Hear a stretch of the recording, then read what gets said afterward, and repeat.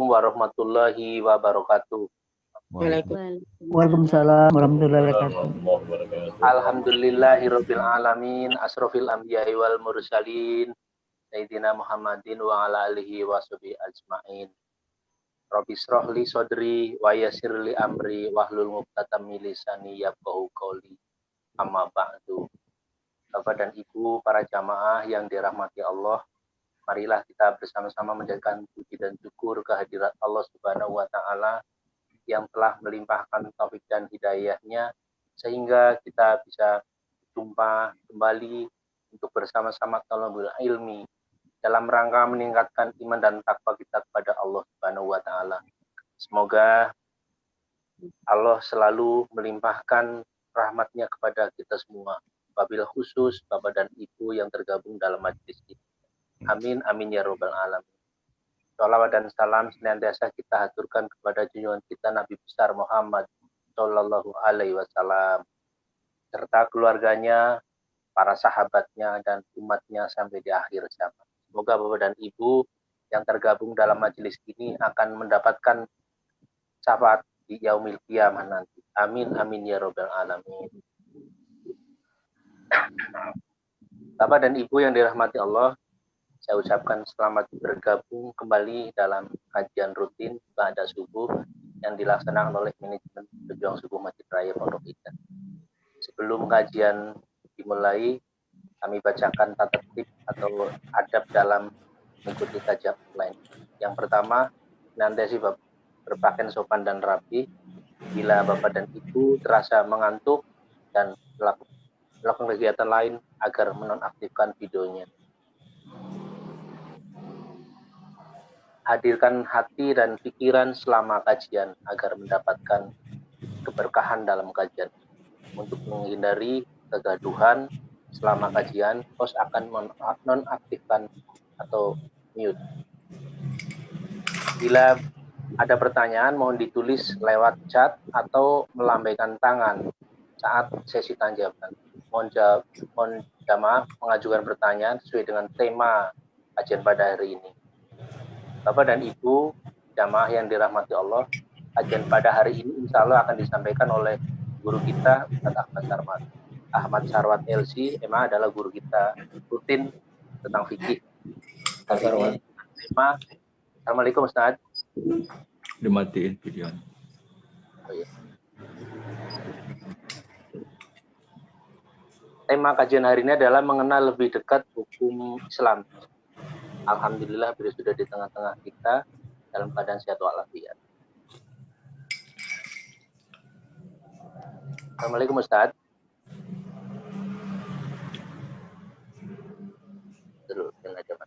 Waalaikumsalam. Ustaz, lagi Ustaz? Iya. Oke, Ya, kita mulai. Oke. Beliau akan menyampaikan tausiahnya selama 60 menit sampai dengan jam 6.30, dilanjut dengan tanya jawab sampai 30 menit. Untuk menyingkat waktu, marilah kajian ini kita buka dengan baca basmalah. Bismillahirrahmanirrahim. Kepada guru kita sama-sama waktu dan kesempatannya kami persilahkan. Silakan Ustaz. Ya. Terima kasih. Bismillahirrahmanirrahim. Assalamualaikum warahmatullahi wabarakatuh. Waalaikumsalam. Alhamdulillahi rabbil alamin. Wassalatu wassalamu ala nabiyina Muhammadin wa ala alihi wa sahbihi ajma'in. Amma ba'du. Apa kabar jamaah pejuang subuh Masjid Raya Pondok Indah yang dirahmati Allah? Semoga kita semua selalu berada dalam lindungan Allah Subhanahu wa taala. Meskipun kita sedang berada pada waktu yang mungkin cukup memprihatinkan, kita masih dalam suasana wabah, di mana-mana banyak orang yang menderita penyakit, bahkan banyak juga yang sudah dipanggil oleh Allah Subhanahu wa taala. Mari sama-sama kita doakan agar mereka yang sudah dipanggil oleh Allah itu diampuni dosa-dosanya, diluaskan kuburnya, dijadikan kuburnya raudhah min riyadil jannah, dan semoga kita semua yang masih ada ini semoga Allah berikan perlindungan, diangkat penyakit di tengah kita, dan diberikan kesehatan, keafiatan kepada kita semua. Amin ya rabbal alamin.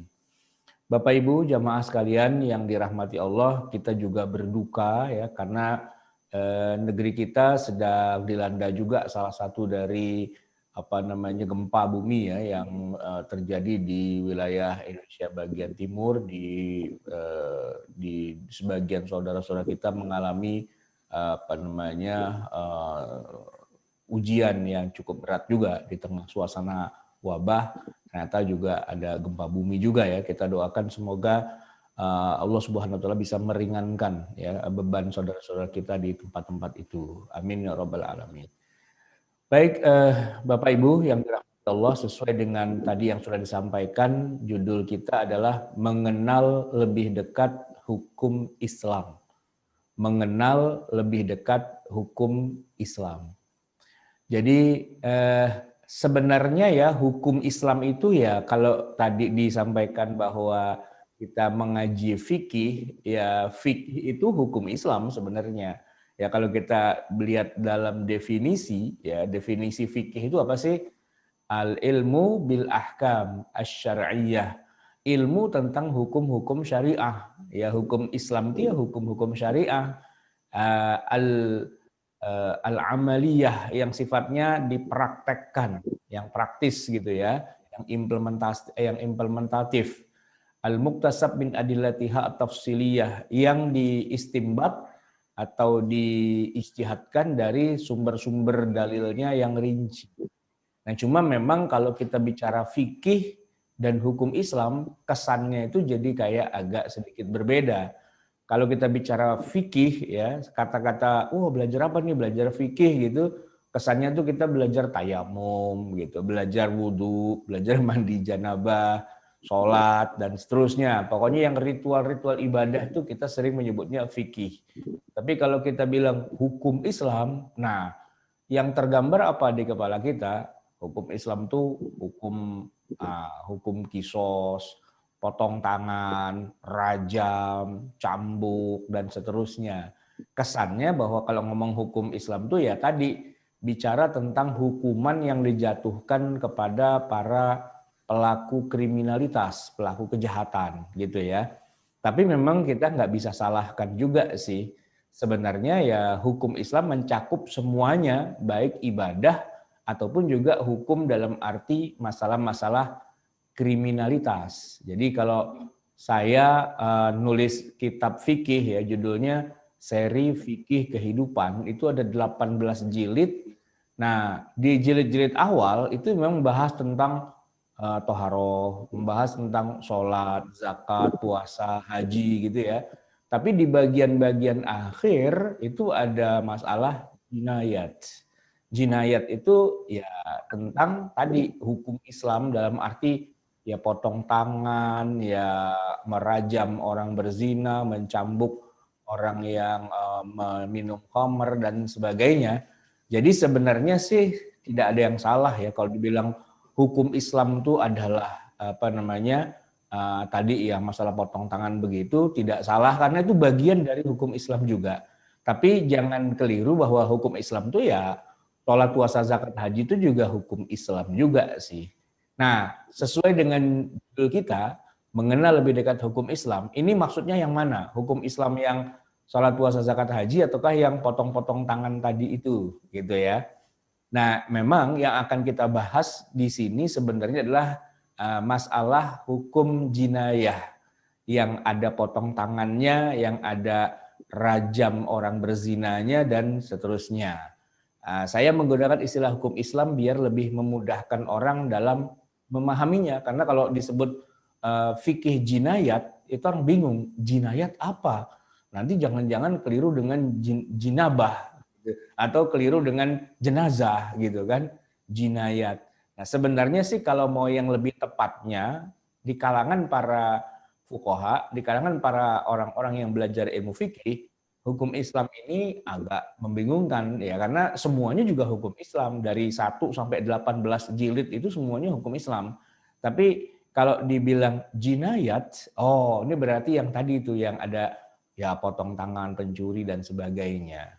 Baik, jadi sebenarnya judul kita ini bisa juga dikasih tagline mempelajari al-ahkam al-jinaiyah, hukum-hukum jinayat, ya, jinayat. Baik, jamaah sekalian yang dirahmati Allah, di dalam Al-Qur'anul Karim Allah Subhanahu wa taala berfirman dalam surat Al-Maidah ayat 44, di bagian ayatnya panjang tapi di petikan bagian akhirnya itu firman-Nya begini. A'udzubillahi minasyaitonirrajim. Wa man lam yahkum bima anzalallahu faulaika humul kafirun. Dan orang tidak berhukum dengan apa yang Allah turunkan, maka mereka itu adalah kafirun, orang-orang kafir. Itu surat Al-Maidah ayat 44. Dan agak sedikit kembar dengan teks ayat ini ada di ayat 45 dan 47. Cuma bedanya kalau di 44 itu ulaika humul kafirun. Nah, yang dua ayat lagi nyebutnya adalah fasikun dan zolimun. Fasik dan zolim. Sehingga kalau kita kumpulkan tiga ayat itu 44, 45 dan 47, ya, ujung ayatnya semua mengacu pada lafaz yang sama. Orang yang tidak berhukum dengan apa yang Allah turunkan, maka mereka itu orang kafir, fasik dan zolim. Nah, ayat ini ya adalah ayat yang sering digunakan oleh banyak saudara-saudara kita, kaum muslimin juga ya. Kadang-kadang mereka juga aktivis dakwah dan pengajian juga gitu ya, untuk mengkampanyekan agenda besar yaitu mendirikan negara Islam atau mendirikan khilafah Islamiyah. Nah, dengan dasar bahwa hukum yang berlaku di negara kita ini adalah hukum kafir.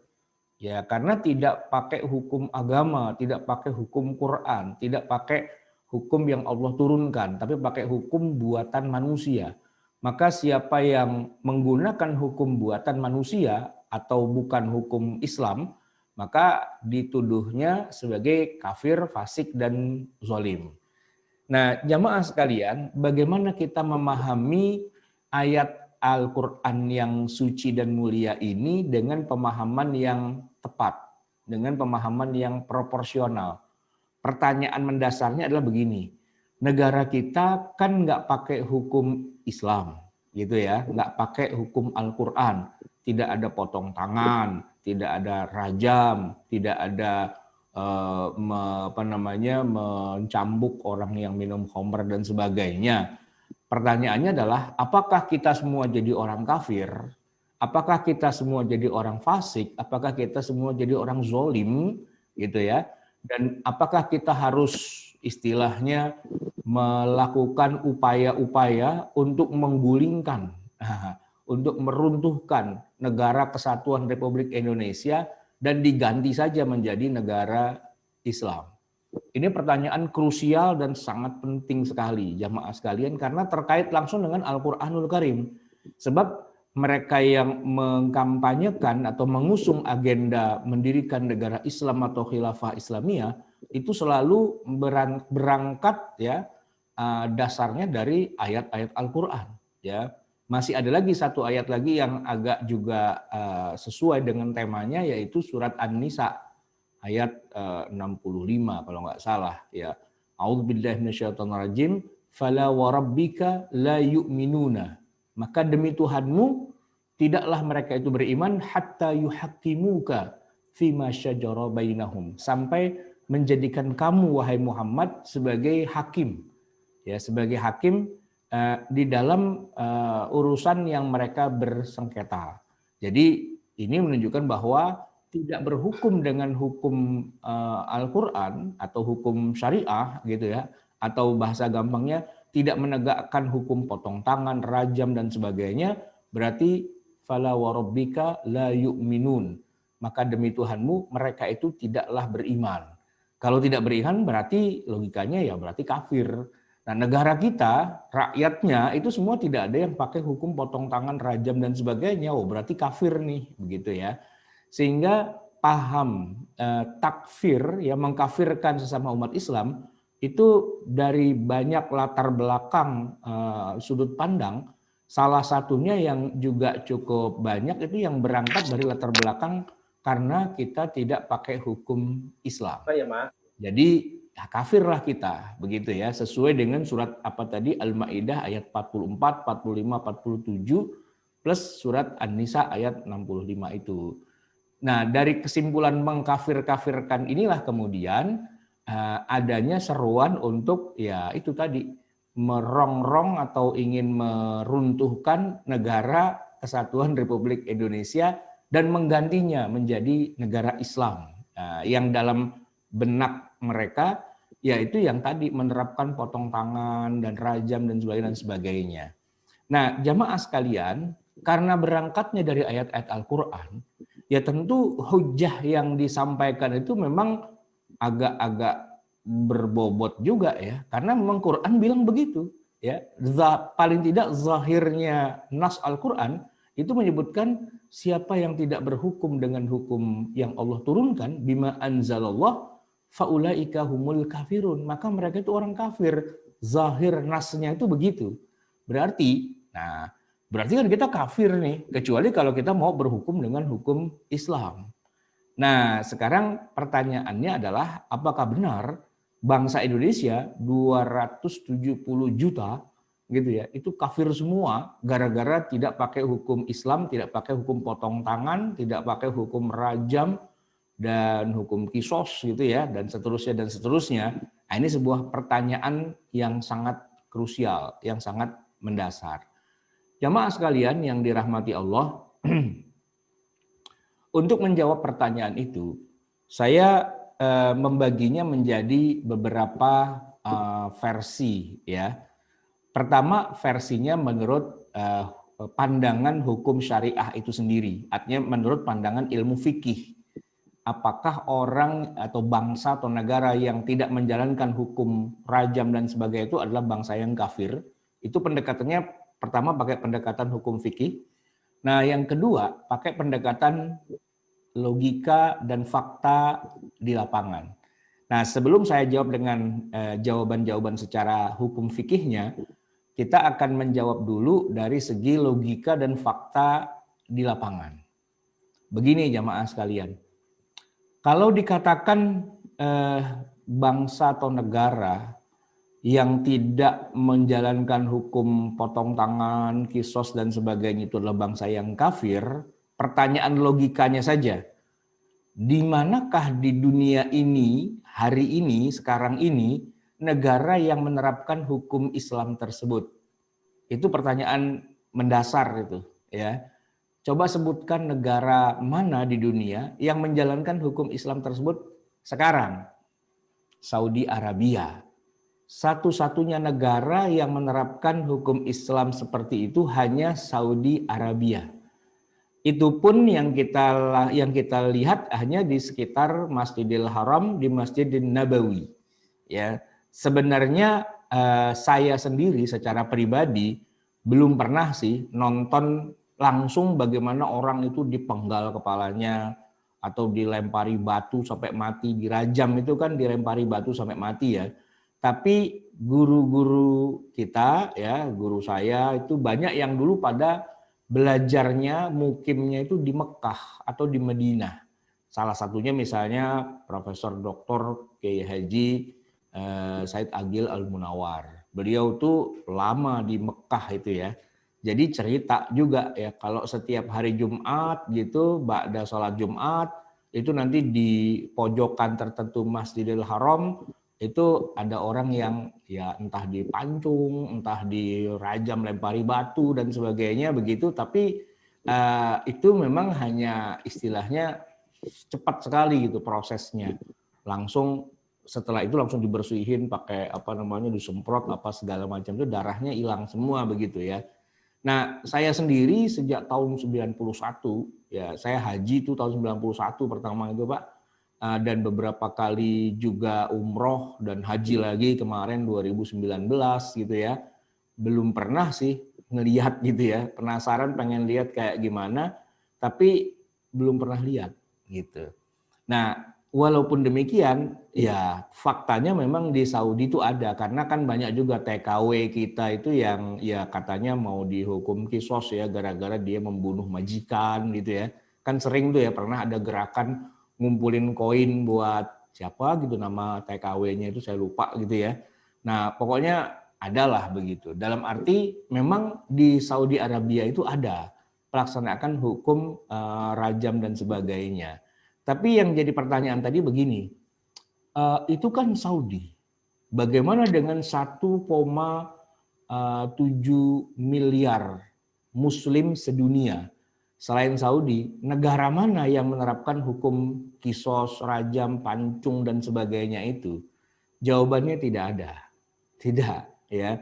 Jangankan istilahnya negara Indonesia gitu ya, Malaysia, itu yang masih tetanggaan dengan Saudi, ya sekitaran Saudi itu kan ada Yaman, ada negara-negara teluk kayak Emirat gitu ya, kayak Oman, apalagi Kuwait dan sebagainya, itu nggak ada hukum seperti itu ya, termasuk negeri daerah Irak gitu ya, Irak, Iran dan sebagainya, negara teluk maksudnya, itu juga enggak. Damaskus ya atau Syria, Lebanon, kemudian juga Jordan, Palestina ya juga enggak menerapkan. Mesir sebagai negeri yang pusat atau gudangnya ulama, di sana ada universitas yang cukup terkenal, Al-Azhar gitu ya. Itu juga tidak ada hukum rajam, potong tangan dan sebagainya. Dari ujung barat Maroko sampai ujung timur Maroke ya, itu tidak ada negara di dunia ini yang menerapkan hukum Islam, hukum rajam tadi, ya kecuali Saudi Arabia. Nah, pertanyaan logikanya adalah begini. Apakah kita ingin mengatakan bahwa seluruh umat Islam kecuali orang Saudi itu semuanya kafir? Nah, ini pertanyaan mendasar. Ya, pertanyaan mendasar.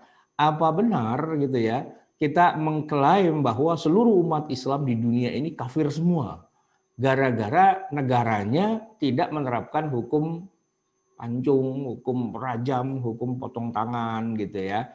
Nah, tentu kan kalau bicara secara logika, emang begitu itu, maksudnya begitu itu tidak menerapkan hukum itu berpengaruh pada keislaman, berpengaruh kepada status kita sebagai muslim, sehingga gara-gara negaranya tidak menjalankan hukum Islam, lalu kita semua jadi murtad semua nih, jadi kafir semua begitu, atau bagaimana gitu ya. Nah, ternyata jawabannya tidak. Jawabannya tidak. Bukti bahwa jawabannya tidak, maksudnya tidak kafir gitu ya, bahwa setiap tahun pemerintah Saudi kan yang menerapkan hukum pancung tadi ya, itu tetap menerima jamaah haji dari seluruh dunia. Padahal kalau kafir itu kan nggak boleh masuk ke Mekah dan Madinah, ya kan? Orang kafir tuh nggak boleh masuk Mekah Madinah. Tapi setiap tahun Mekah Madinah, bahkan sepanjang tahun Mekah dan Madinah, kecuali sekarang lagi pandemi ya, itu penuh dengan umat Islam dari seluruh dunia, dan yang paling banyak itu saingan nih berdua antara Indonesia dengan India atau Pakistan gitu ya. Sebenarnya itu kalau Pakistan dan India itu nggak pecah negaranya, paling banyak umat Islam sedunia itu ya di India gitu ya. Tapi gara-gara India kebanyakan jamaah, kebanyakan penduduk, pecah gitu kan. Nyempal yang satu menjadi Pakistan, umat Islam itu sebagian nyempal jadi warga negara Pakistan, tapi umat Islam yang asli di India masih ada di India juga.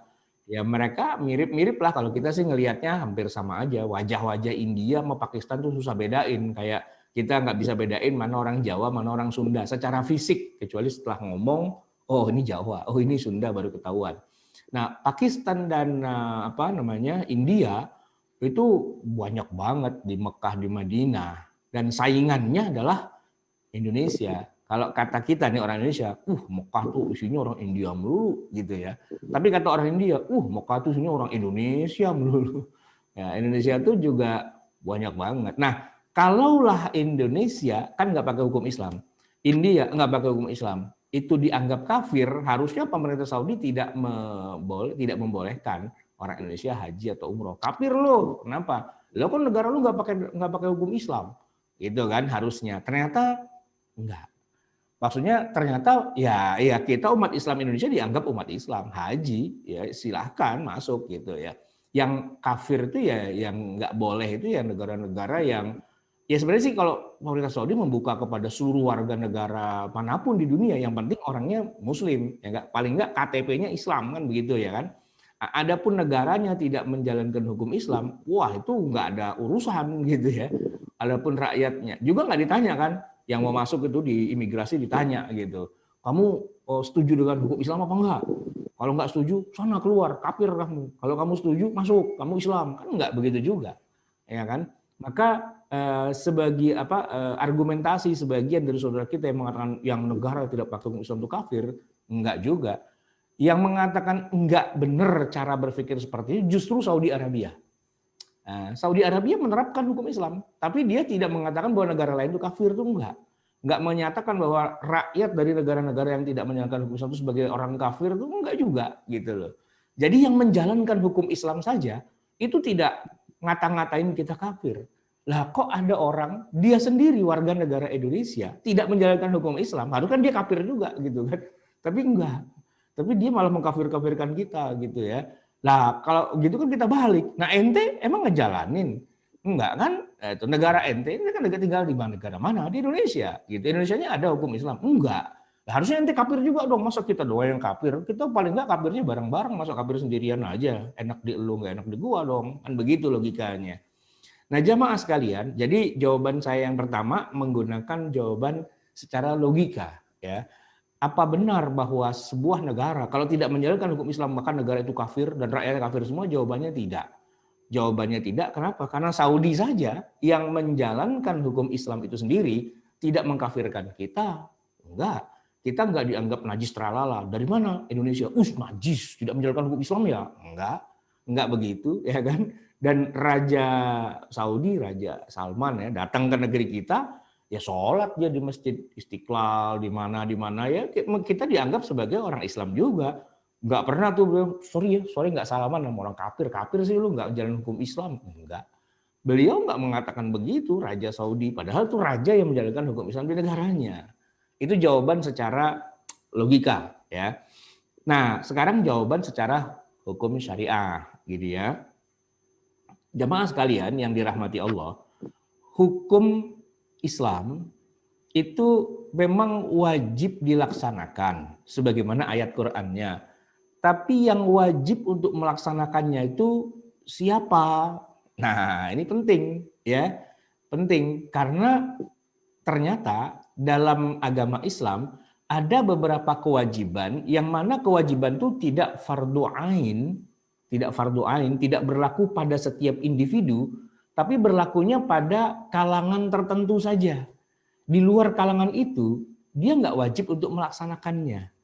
Contoh aja sederhana, sholat deh gitu. Saya tanya, apakah semua umat Islam wajib sholat 5 waktu? Apakah semua umat Islam wajib sholat 5 waktu? Jawabannya enggak. Ya kalau dia belum baligh, kan nggak wajib, ya kan? Kalau dia belum balik nggak wajib. Kalau dia lagi haid kan nggak wajib. Kalau dia lagi nifas kan nggak wajib. Kalau dia mohon maaf hilang akal, tidak berakal kan nggak wajib. Kita nih kalau belajar fikih ya syarat wajibnya sholat itu harus muslim pasti ya. Tapi kan ada apa? Akil baligh. Akil itu artinya orang itu harus waras. Kalau dia nggak waras, ya dia nggak wajib sholat. Baligh begitu juga. Kalau dia sudah baligh wajib. Tapi kalau dia belum baligh, ya kan nggak wajib. Anak kita belum baligh, kagak sholat. Emangnya dosa? Emangnya masuk neraka? Enggak. Begitu ya. Nah termasuk juga wanita yang sedang haid, sedang nifas. Gugur kewajiban sholatnya. Ya haid berapa hari? Seminggu. Nggak sholat seminggu. Kafir? Ya enggak. Enggak. Kenapa? Karena kewajiban sholat itu hanya berlaku pada orang tertentu gitu. Enggak semua individu wajib mengerjakan sholat 5 waktu. Ini penting harus kita ketahui bahwa tidak semua kewajiban atau perintah agama itu berlaku secara seluruhnya harus mengerjakan itu enggak. Ya, wanita haid apalagi nifas ya. Nifas itu kan bisa sampai 40 hari, 60 hari, 2 bulan. Itu kagak sholat tuh ibu-ibu yang lagi nifasnya 2 bulan, itu 2 bulan kagak sholat Pak. Ya, dosa? Enggak. Justru kalau dia sholat malah dosa, ya kan? Lagi nifas sholat, wah itu jadi dosa itu. Lagi haid sholat, jadi dosa, gitu ya. Nah maka saking lamanya dia nggak sholat, itu begitu udah suci 2 bulan kemudian udah mandi janabah, begitu mau sholat dia bingung. Tar dulu. Zuhur berapa rakaat ya? Lupa dia, kebanyakan nggak sholatnya. 2 bulan. Nah itu contoh sederhana. Nah kalau saya kasih contoh tambahan, zakat. Nah ini lebih spesifik lagi. Hanya orang kaya saja yang wajib bayar zakat, gitu ya. Dan kalau sudah masuk kepada syariat zakat, lebih dari 50% umat Islam itu gugur kewajiban zakatnya. Iya, lebih dari 50% karena yang wajib itu hanya orang kaya. Kaya pun juga dengan spesifikasi dan kualifikasi tertentu. Punya emas, itu syaratnya harus nisab kan, 85 gram emas dimiliki selama setahun penuh, tidak kurang-kurang sepanjang setahun itu, keluarkanlah 2,5%. Nah, kalau kita punya emas, kita udah kaya nih punya emas, tapi ternyata nggak sampai 85 gram, ya nggak wajib karena belum memenuhi nisab. Punya ternak misalnya unta itu nisabnya 5. Kalau kita punya unta ada 4, ya belum kena kewajiban zakat juga. Tapi unta 4 tuh mahal juga, kaya juga. Sapi 30 gitu ya, kambing 40. Kita punya kambing 40, tapi mati 1, tinggal 39. Nah itu kan nggak memenuhi nisab. Apa wajib zakat? Enggak. Apalagi kalau udah ngomongin yang satu lagi, haji. Ya, itu kalau tadi saya bilang, kalau zakat itu lebih dari 50% gugur tuh kewajiban zakatnya gitu kan. Nah kalau haji, ya bukan 50% lagi, tapi 1/1000 ya. Umat Islam di dunia ini yang boleh haji itu cuma 1/1000 dari jumlah penduduk. Nah berarti 999 orang gitu ya, itu nggak wajib haji karena ada kuota sekarang ini kan. Nah kalau dalam Al-Quran sih dibilang ya walillahi 'alan nasi hajjul baiti man istata'a ilaihi sabila. Allah mewajibkan pergi haji itu hanya bagi mereka yang istata'a, yang punya kemampuan. Yang tidak punya kemampuan nggak wajib untuk menjalankan haji. Jadi kalau secara umum ya dari 5 kewajiban dasar agama Islam, 5 rukun Islam, kan 1 syahadat, 2 sholat, 3 puasa gitu ya. Nah ini yang cuma 3 ini aja kita nih rata-rata yang kena kewajiban. Kalau zakat hanya orang tertentu, apalagi haji hanya segelintir orang. Artinya tidak seluruh perintah syariat Islam itu berlaku secara mutlak orang per orang gitu ya. Nah masuk kepada hukum Islam. Siapa yang wajib menerapkan hukum Islam itu? Apakah setiap individu? Enggak. Yang wajib untuk menerapkan hukum Islam itu hanya satu saja, yaitu sultan. Ya, sultan itu maksudnya penguasa yang sah. Penguasa yang sah. Nah, kalau di zaman Nabi Muhammad ya penguasanya ya Rasulullah SAW gitu kan. Tapi ketika Islam mulai melebar kemana-mana, misalnya ke Yaman gitu, Nabi mengangkat ada yang namanya qadhi atau hakim. Diangkat oleh Nabi Mu'az bin Jabal, dikirim ke Yaman untuk menjadi hakim di sana. Nah, si Mu'az itu yang wajib menjalankan hukum Islam karena dia qadhi. Kalau rakyatnya nggak boleh misalnya nih ya, di satu negeri di Yaman lah gitu, ada orang berzina, terus rakyat nih tiba-tiba sweeping terus langsung rajam-rajamin tuh orang gitu, dosa masuk neraka itu, kriminal. Nggak bisa dia bilang, ini hukum Islam. Iya, tapi yang wajib bukan ente yang ngerjainnya. Yang wajib tuh qadhi atau sultan gitu ya. Nah, di masa Abu Bakar begitu juga. Abu Bakar tuh adalah qadhi gitu ya, adalah sultan gitu ya. Nah, kemudian beliau mengangkat untuk daerah mana itu ada misalnya Abu Musa al-Ash'ari gitu kan, dikirim ke Kufah untuk menjadi qadhi. Umar bin Khattab ketika beliau menjadi sultan gitu ya, penguasa, ya beliau banyak tuh mengirim para sahabat ke wilayah-wilayah, ke daerah Hims itu ada Sa'id bin Amir gitu ya. Kemudian ke mana, ke Mekah, ke Mesir, ke mana-mana itu diangkat qadhi gitu ya. Nah, qadhi itulah yang wajib menerapkan hukum Islam. Sedangkan masyarakat itu nggak wajib. Ya kalau mereka nggak ada qadhinya, nggak ada hukum yang diberlakukan, masa mereka tiba-tiba jadi kafir? Enggak, ya, enggak otomatis kafir begitu. Nah, berarti kan harus ada perangkatnya dulu, baru jadi wajib. Ibarat kata haji gitu ya. harus punya harta dulu gitu ya, aman perjalanan dan sebagainya, barulah haji itu menjadi wajib gitu loh. Tapi kalau duit kagak ada, nggak ada alat transportasi, nggak ada bekal, wajib emangnya haji itu? Nggak wajib, nggak wajib ya. Makanya dikatakan dalam Al-Quran kan liman istata'a ilaihi sabila, yaitu mereka yang punya kemampuan. Orang pada bertanya, ya Rasulullah, al-istita'ah, kemampuan itu apa sih? Di zaman Nabi itu, para sahabat nanya, ini ayat mengatakan wajib itu haji, tapi bagi yang mampu. Mampu itu apa sih ya Rasul? Beliau menjawab, az-zadu warrahilah. Az-zad, bekal. Warrahilah, ontak. Punya bekal, punya ontak. Kalau ente nggak punya bekal, nggak wajib ente pergi haji. Nggak punya ontak, ya nggak bisa pergi haji. Ya, memang mau jalan kaki gitu ya, nggak, harus punya bekal dan alat transportasi. Kalau di zaman kita sekarang, ya punya duit senilai ONH dan sudah dapat giliran gitu ya.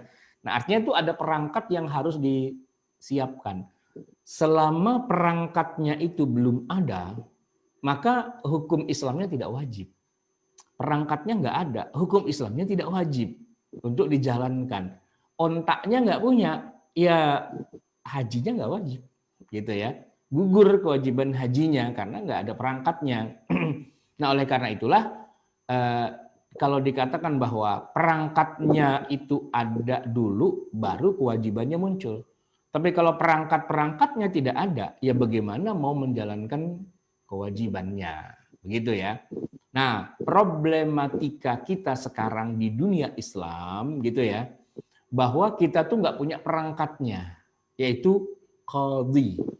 Itu kita nggak punya, gitu. Kita nggak punya. Cuma, nah begini, yang uniknya di negara-negara modern hari ini, sebutlah saya misalnya negara-negara Arab ya, di negara Arab misalnya di Mesir, kemudian di Syria dan sebagainya, di sana itu sebagian perangkatnya ada. Dan oleh karena itu, sebagian hukum syariatnya juga diberlakukan. Tapi kan tadi kita bilang ya, hukum syariah kan bukan hanya potong tangan, rajam saja. Tapi segala sesuatu terkait dengan kehidupan manusia itu adalah bagian dari hukum syariah juga. Nah, pada wilayah bidang tertentu itu diterapkan. Tapi pada wilayah yang tadi potong tangan itu nggak diterapkan. Nah, sehingga jawabannya begini, negara-negara Islam itu bukan tidak menjalankan hukum Islam, semuanya menjalankan, termasuk kita Indonesia. Kita ini Indonesia, gini-gini kita tuh punya pengadilan syariah, pengadilan agama, urusan nikah, talak, rujuk, waris, dan sebagainya, kita punya pengadilan agama yang memang lebih banyak bicara tentang al-ahwal asy-syakhsiyah. Apa itu? Hukum-hukum terkait masalah keluarga. Ya tadi nikah, talak, rujuk, waris gitu ya. Nah, cuman kalau ada maling, nyolong, ini pengadilan agama nggak punya wilayah jurisdiksinya.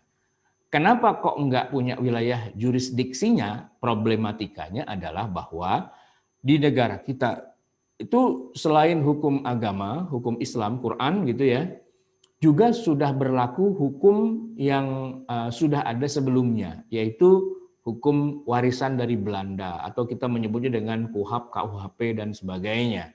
Selain juga nanti ada hukum dari dari adat istiadat gitu ya. Ada 3 itu sumber hukum di Indonesia, hukum agama, kemudian hukum Belanda lah gampangnya begitu, hukum negara, dan yang ketiga hukum adat. Nah, itulah yang kemudian berkelindan jalan bareng gitu.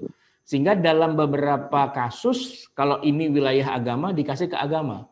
Untuk urusan nikah, talak, rujuk udah deh agama yang atur. Untuk masalah warisan dan sebagainya agama yang atur gitu kan. Nah, maka kalau ada orang talak gitu ya, itu urusan pengadilan agama. Bukan urusan pengadilan kriminal, bukan pengadilan koruptor gitu ya, enggak. Ente cerai di mana? Di tipikor gitu. Enggak. Itu pengadilan korupsi itu yang ngurusin korupsi aja. Kalau udah urusan cerai dan sebagainya itu pengadilan agama. Lain lagi pengadilannya. Nah, artinya begini, bahwa kalau dibilang hukum Islam tidak hanya semata-mata potong tangan gitu ya, tapi juga luas gitu. Nah, maka kalau begitu maka seluruh negeri Islam pun sebenarnya juga menjalankan hukum Islam, kecuali yang potong tangannya itu. Karena potong tangan dan teman-temannya itu kan cuma part of, hanya bagian dari secara keseluruhan hukum syariah. Secara keseluruhan hukum syariah itu kan banyak. Nah, yang urusan potong tangan, rajam dan sebagainya saja itu yang tidak berjalan gitu. Yang di Saudi itu berjalan, tapi di negeri kita tidak berjalan.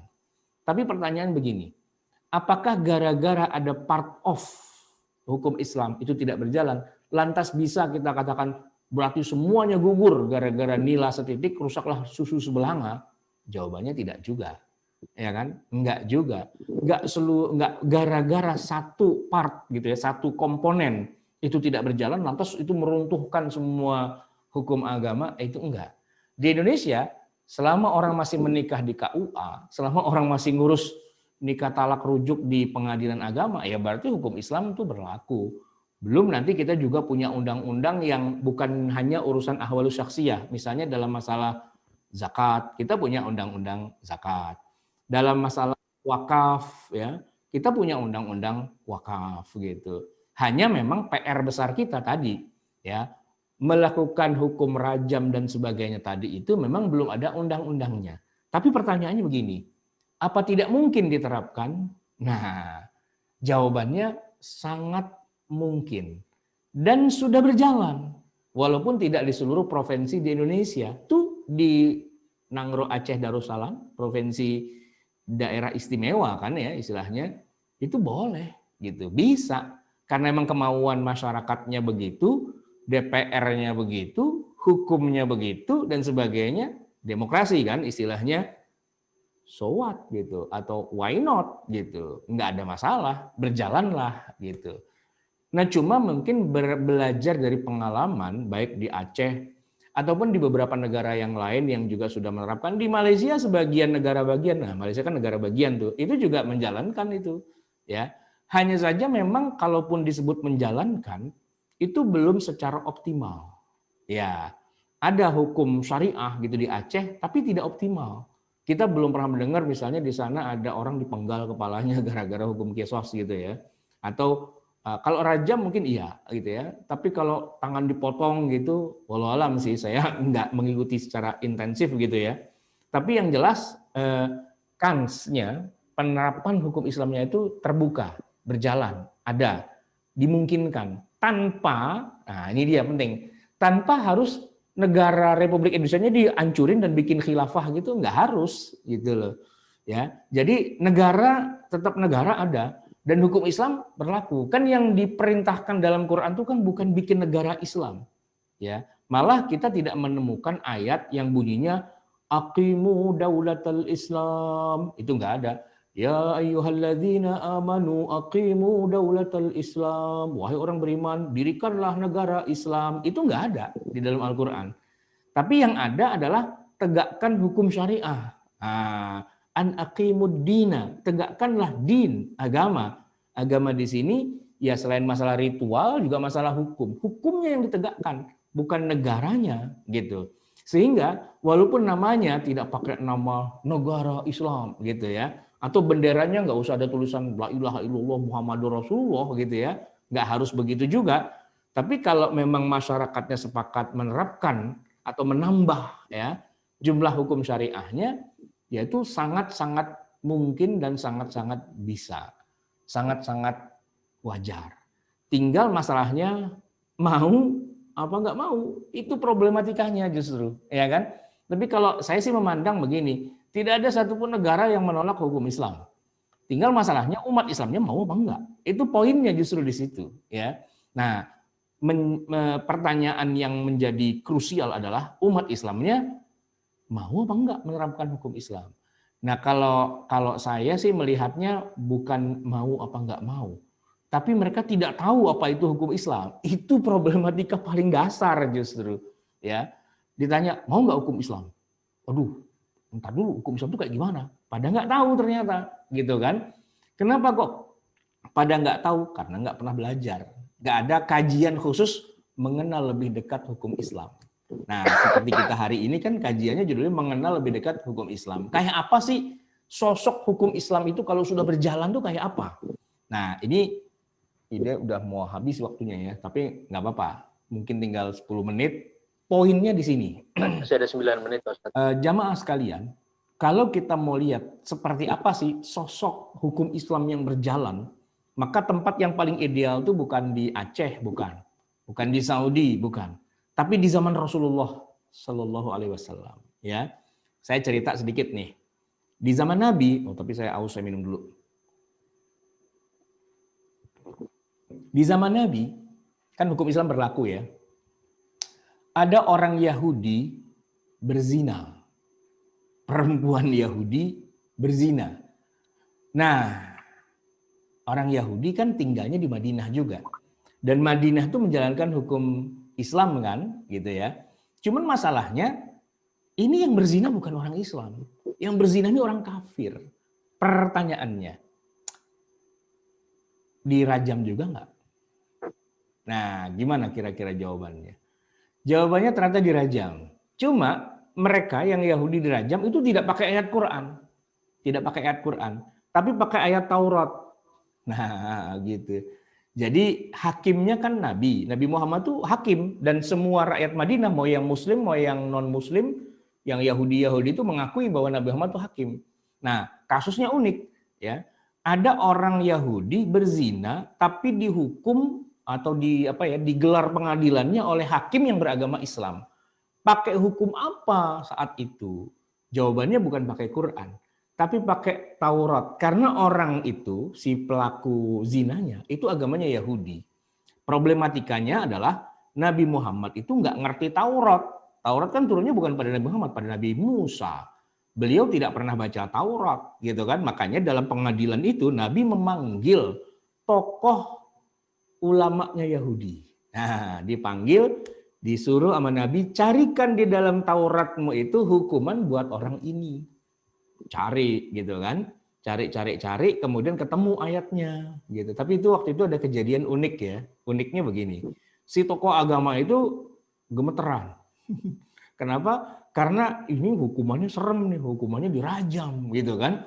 Nah, dia baca, tapi kemudian tangannya itu dia tutup di bagian yang hukum rajam. Dia baca ujungnya, terus dibaca loncat gitu kan. Nah karena Nabi kan nggak ngerti itu kan bahasa Ibrani, bukan bahasa Arab gitu kan. Nabi sih iya aja. Oh gitu hukumannya bukan rajam, hukumannya diarak keliling kampung gitu doang istilahnya. Kebetulan saat itu ada seorang sahabat Nabi Muslim ya, dulunya mantan pendeta Yahudi. Dulunya mantan pendeta Yahudi dan hadir di persidangan itu jadi saksi ahli juga. Dia bilang, "Oi, sorry. Itu tangan ngapain dipakai ditutup-tutupin segala?" Namanya Ka'ab al-Ahbar, gitu kan. Nah, terus si ulama Yahudinya langsung udah gemeter dia. Dari awal udah gemeter, sekarang disuruh angkat lagi tangannya. Kenapa? Itu dibaca yang ente tutupin pakai tangan itu. Dibaca lah. Terjemahin bahasa Arab, ternyata hukumannya adalah rajam. Nah, peristiwa itu menarik jamaah sekalian. Jadi walaupun Madinah itu penduduknya bukan Muslim 100%, masih ada orang non-Muslimnya, tapi hakimnya Rasulullah, tapi hukumnya itu hukum Taurat. Ya, tergantung, ini orangnya Islam pakai Quran, orangnya Yahudi ya pakai Taurat, begitu. Dan Nabi nggak jadi masalah, ya kan, karena memang dia nggak percaya pada Quran, dia percaya pada Taurat, dia pakai Taurat, gitu, selesai. Unik kan? Itu satu. Yang kedua, kasus yang unik juga di zaman Rasulullah adalah yang berzina orang Islam. Ya tentu saja pakai Quran kan. Nah, cuman uniknya di sini nih ya. Perempuan itu hamil. Berzina ya gitu ya. Uniknya adalah dia di zaman Nabi itu ya, ternyata dari sekian banyak kasus orang berzina, tidak ada satupun yang diangkat permasalahannya ke dalam pengadilan itu yang pakai saksi. Nggak ada. Kenapa? Karena susah. Masa syaratnya harus ada saksi 4 orang. Ini berzina ya, disaksikan 4 orang. Di mana ada orang berzina disaksikan 4 orang? Kan nggak ada. Ya, yang apalagi 4 orangnya harus melihatnya secara bersama-sama. Wah, itu susah dan harus dengan bola mata langsung, tidak bisa dengan kisah atau cerita, apalagi pakai CCTV gitu ya, rekaman itu nggak berlaku. Harus dia lihat langsung. bagaimana peristiwa zinanya itu. Dan itu nggak pernah terjadi di masa Rasulullah. Ada orang berzina lalu diangkat ke pengadilan gara-gara laporan masyarakat kayak kita zaman sekarang tuh ada cat mesum, ada apa gitu ya, ada pornografi apa segala macam lalu dihukum masuk penjara gitu kan, banyak tuh ya.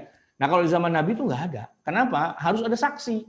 Saksinya itu harus melihat langsung. Nah kalau saksinya nggak melihat langsung, justru saksinya yang dicambuk 80 kali.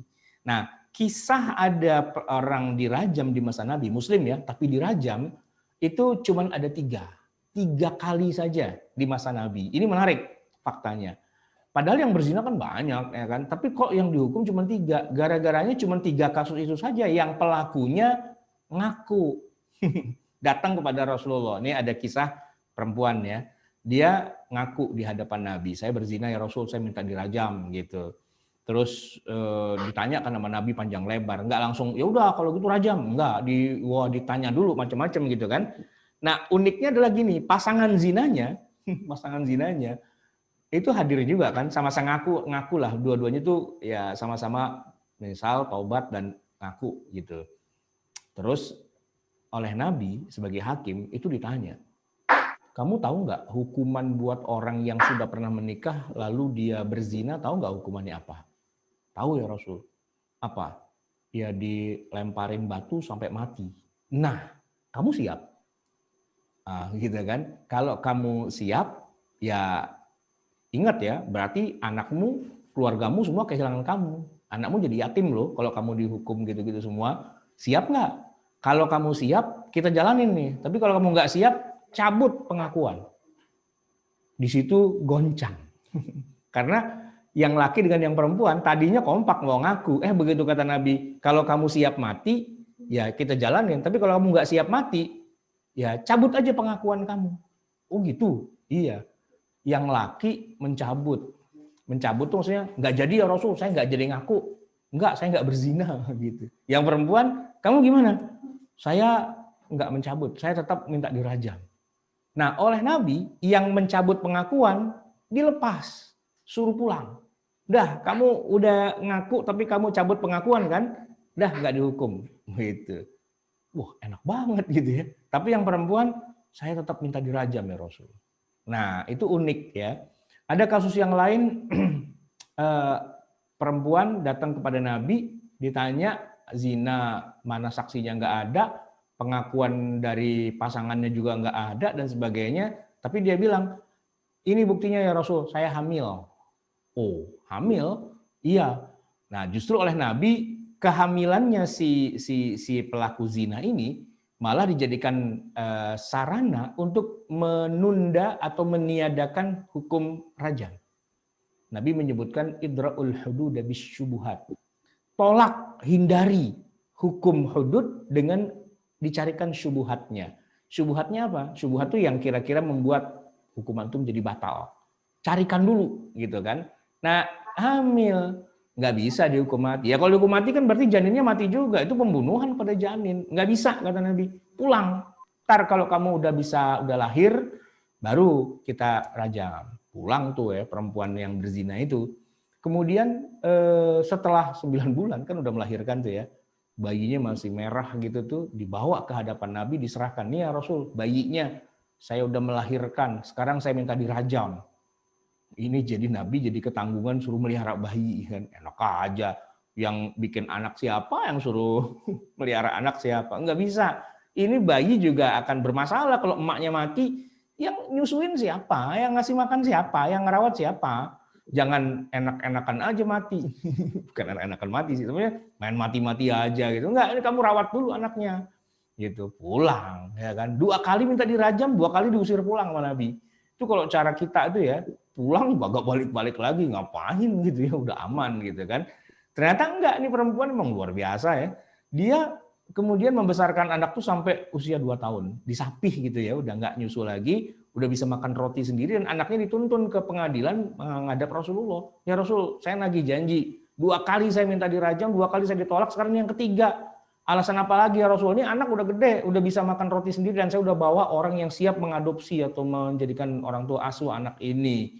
Saya udah nggak punya udah nggak punya Anda nggak punya alasan lagi untuk menolak saya minta dirajam. Ya udah, akhirnya dirajam kan, dirajam. Nah, uniknya adalah gini, ketika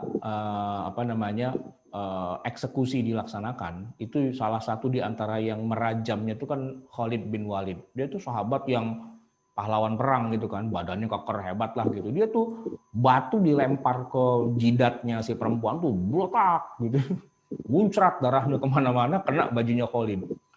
Jadi Khalid marah-marah, disuruh nyumpah-nyumpah gitu kan. Ya kalau bahasa kita tuh ya kasar dah begitu. Dasar perempuan pezina, hidupnya nyusahin, matinya nyusahin gitu kira-kira lah begitu ya. Nyumpah-nyumpah tuh Khalid. Nah saat itu Nabi marah dan menegur Khalid. Jangan gitu Khalid. Itu jangan nyumpah-nyumpah begitu. Orang yang kamu sumpahin itu sekarang tuh lagi berjalan menuju surga. Kaget Khalid. Wah, masuk surga? Dia zina ya Rasul? Iya, tapi dia udah taubat. Taubatnya diterima oleh Allah, udah diturunkan ampunan segede-gede gaban. Istilahnya, saking besarnya ampunan yang Allah berikan pada wanita ini, sampai kalau dia mau ngajak 70 penduduk Madinah masuk surga, bisa masuk dengan ampunan yang Allah berikan pada dia. Istilah kata, dia taubat, diturunkan ampunan berupa tiket gratis sebanyak 70 kursi. Nah, tinggal bagi-bagi aja. Siapa yang masuk surga? Nih, gue kasih ikut masuk surga bareng saya. Lu dapat dari mana tiket sebanyak gini? Gara-garanya dulu saya zina, kemudian saya taubat. Taubatnya ini taubatan nasuha. Wih, Allah kasih gratis 70 tiket. Ya, cuman kalau kita mikir, kalau gitu ntar kita zina aja yuk, ntar kita taubat. Ya jangan begitu cara berpikirnya, itu keliru gitu ya. Nah, ini menunjukkan bahwa ternyata yang menjadi inti itu bukan masalah rajamnya, tapi masalah orang itu taubat apa enggaknya. Gitu ya. Nah, orang itu taubat ya sudah, dia masuk surga. Bahwa di dunia dia lolos dari hukum rajam atau tidak lolos itu masalah duniawi. Urusannya itu urusan qadhi, urusan hakimnya. Orangnya, misalnya sekarang ini ya kan di Indonesia tidak ada hukum rajam, ada orang berzina. Terus gimana? Apakah dosanya tidak bisa ditebus kalau belum rajam? Enggak juga. Nah, enggak juga gitu. Di dunia karena enggak ada hukum rajam ya udah selesai. Tapi di akhirat gitu ya, asalkan dia berhenti dari zinanya, kemudian dia taubat tidak mengulangi dan dia minta ampun, pasti diampuni. Apa sih dosa yang tidak bisa diampuni? Enggak ada. Syirik aja itu bisa diampuni loh. Siapa bilang syirik nggak bisa diampuni? Syirik tidak bisa diampuni itu maksudnya gini, kalau sampai mati masih syirik aja gitu, nah itu nggak diampuni. Maksudnya masih jadi penyembah berhala, sampai mati masih jadi itu dosa nyembah berhala di akhirat nggak bisa dihapus. Kalau matinya dalam keadaan masih menyembah berhala alias masih musyrik, masih kafir. Tapi kalau dia pernah nyembah berhala, setelah itu dia taubat, dia masuk Islam. Kayak Umar, ya kan? Kayak ya hampir semua sahabat kan dulunya penyembah berhala. Kan mereka musyrik semua dulunya. Makanya mereka disebut sebagai musyrikin Mekah. Satu persatu oleh Nabi ditangani pada masuk Islam. Ketika terjadi peristiwa Fatu Mekah, mayoritas orang musyrikin Mekah itu sudah masuk agama Islam. Termasuk biangnya musyrikin Mekah, siapa namanya, Abu Sufyan, itu masuk Islam. Nah, semuanya min ahlil jannah. Gara-gara sudah masuk Islam, sudah taubat gitu. Nah, apalagi cuma sekedar zina. Taubat aja, selesai. Nah, kenapa hukum syariatnya nggak ada? Nah, itu faktornya banyak. Tapi orangnya, penduduknya nggak pakai hukum Islam, artinya tidak dirajam, tidak jadi urusan. Rajam, tidak rajam tuh nggak ada kaitannya dengan masuk surga apa nggak masuk surga. Gitu ya. Rajam atau nggak dirajam itu masalah hukum duniawi. Gitu. Nah, masalah hukum ukhrawinya, taubat apa nggak taubat. Poinnya di situ sebenarnya.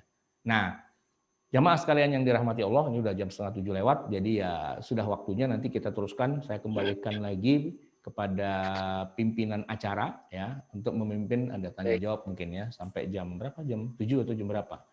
Itu yang bisa saya sampaikan, semoga bermanfaat. Dan Allah wa yakum ajma'in. Assalamualaikum warahmatullahi wabarakatuh. Waalaikumsalam warahmatullahi wabarakatuh. Baik Bapak sekalian, sebelum acara tanya jawab kita bacakan maklumat dulu dari jam Pejuang Subuh. Yang pertama, kajian untuk besok pagi hari Ahad tanggal 17 Januari 2021, kajian tafsir Tadabbur surat Ali Imran ayat 11 sampai 13. Narasumbernya Ustadz Dr. Rusli Hasbi LCM. Kemudian dilanjut dengan jalan-jalan online ke Nederland, Belanda. Kemudian selanjutnya informasi tentang bakti sosial. Alhamdulillah pada hari Selasa tanggal 5 Januari 2001 telah kami salurkan santunan 5 juta rupiah untuk sunatan massal di anak-anak mualaf di Kepulauan Mentawai. Kemudian bantuan sosial sembako untuk tahap 10 sudah kami selenggarakan pada hari Selasa juga di tanggal 5 dan 6 Januari 2021. Mudah-mudahan sedekah Bapak dan Ibu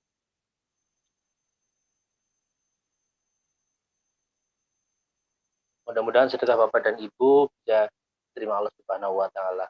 Selanjutnya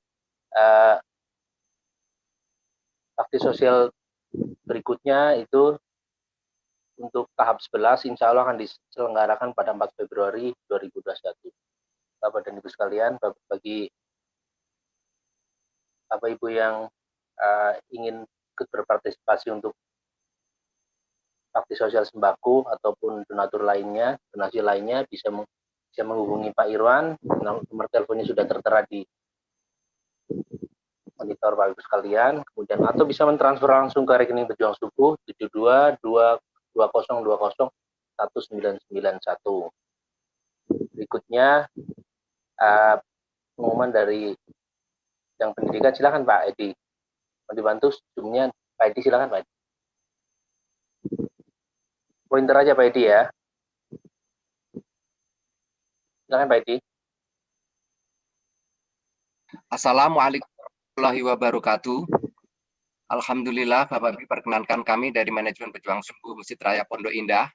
Pertama, kami mengadakan after training service bagi Bapak-Bapak Ibu yang akan mengikuti kajian atau sharing session pendalaman aplikasi hukum tajwid, baik ke dalam metode Iqra maupun Al-Quran, yang insya Allah akan dilaksanakan pada hari Minggu Akad ya, besok tanggal 17 Januari 2021.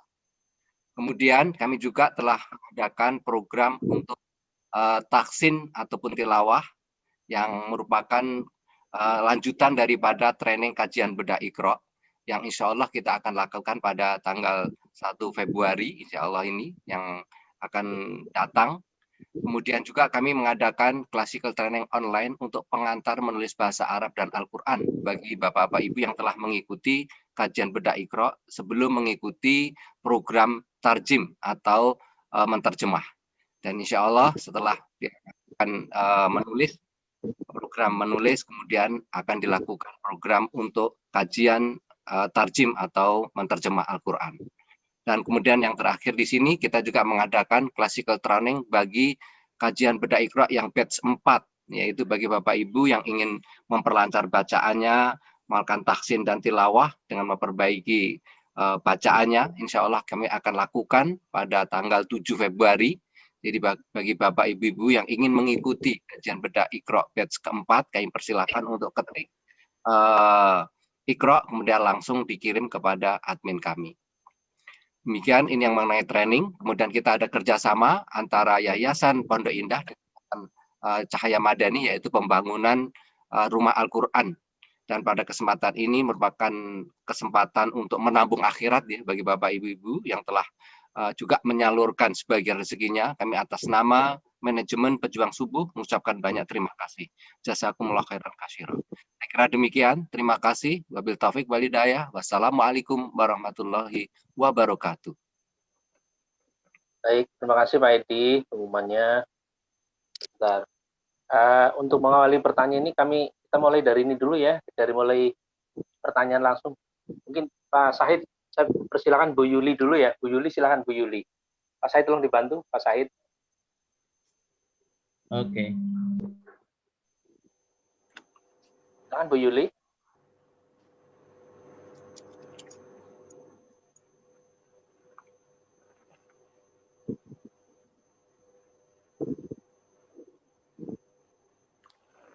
Atau Pak Mukhlasin. Pak Mukhlasin, silakan Pak Mukhlasin dulu. Kalau Bu Yuli Ya, terima kasih Pak Sujono. Terima kasih Pak Ustadz Fadian. Assalamualaikum warahmatullahi wabarakatuh. Ustadz Arwat yang saya hormati dan muliakan. Alhamdulillah, jazakallah khair atas penjelasannya tentang hukum Islam yang luar biasa tadi. nambah ilmu lagi. Salah satunya kisah-kisah yang tadi disampaikan pada zaman Rasul itu sangat menginspirasi dalam arti memberikan ilmu baru ya, bukan melakukan hal seperti di kisah tersebut. Jadi ada 2 pertanyaan Ustadz yang saya mau tanyakan. Yang pertama, ketika Ustadz menyampaikan terkait hukum Islam tersebut, saya teringat salah satu kaidah usul fiqh, yaitu yang berbunyi al-hukmu yaduru ma'illatihi. Nah, terkait dengan tersebut, saya mungkin mau menanyakan ada 2 bagian dari kaidah tersebut. Yang pertama, dengan dalil usul fiqh tersebut, apakah hukum Islam itu di setiap wilayah bisa dimodifikasi gitu, Ustaz, dengan prinsip usul fiqh al-hukmu yaduru ma'illatihi itu. Terus yang kedua, saya juga pernah mendapatkan penjelasan terkait dengan usul kaidah usul fiqh itu.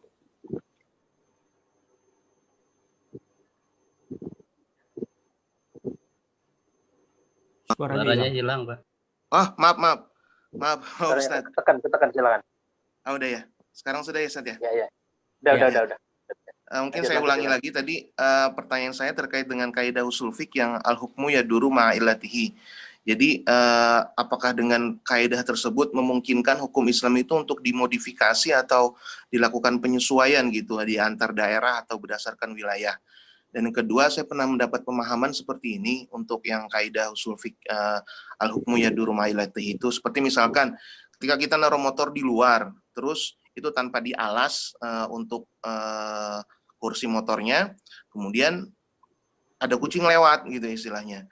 Nah, ketika kita mau naik motor tersebut ke masjid dengan pakaian sholat, kita ragu gitu istilahnya, di situ nih ada bekas pipis kucing atau apa gitu istilahnya, tapi kita nggak ngelihat, cuman curiga aja gitu istilahnya karena kucing lewat tadi.